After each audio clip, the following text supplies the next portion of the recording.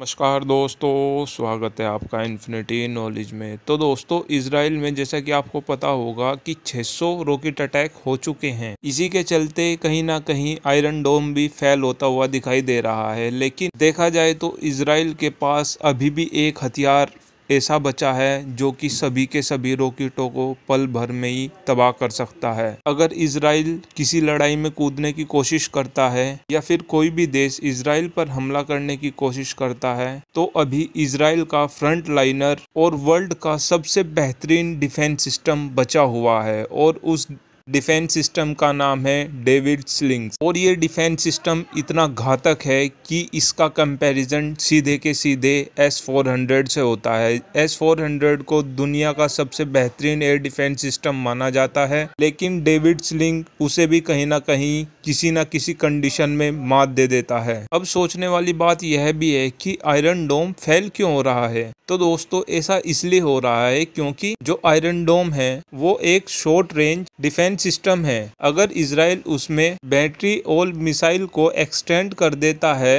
तो आयरन डोम अभी भी हमास के रॉकेटों के पसीने छुटा सकता है। देखा जाए तो हमास भी पूरी स्ट्रेटेजी के साथ इजराइल पर रॉकेट दाग रहा है, क्योंकि जो हमास रॉकेट दाग रहा है इजराइल पर वो काफी पास से दागे जा रहे हैं। और देखा जाए तो पास के मामले में आयरन डोम ही बेहतर है। और बात करें डेविड स्लिंग की, तो जो डेविड स्लिंग है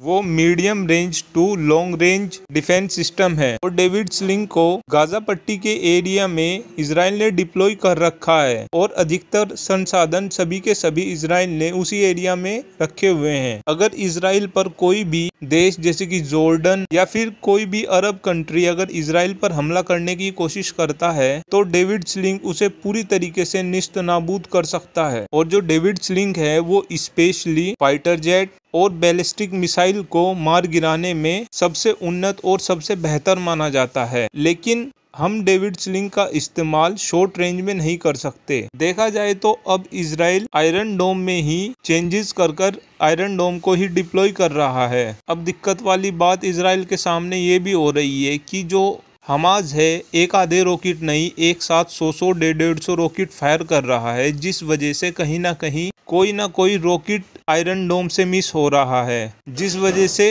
ये रॉकेट आकर इजराइल की धरती पर गिर रहे हैं। और देखा जाए तो इजराइल भी अब दो टैक्टिक पर काम कर रहा है, ऑफेंसिव और डिफेंसिव। एक तरीके से आयरन डोम तो अपनी प्रोटेक्शन देने में पूरी तरीके से लगा हुआ है, लेकिन अब इजराइल के फाइटर जेट घर में घुसकर फायर कर रहे हैं और भारी बमबारी कर रहे हैं, जिस वजह से हमास के जो रॉकेट के ठिकाने हैं उन्हें तबाह करने में लगे हुए हैं इजराइल के fighter jet. Thanks for watching this video. Have a good day.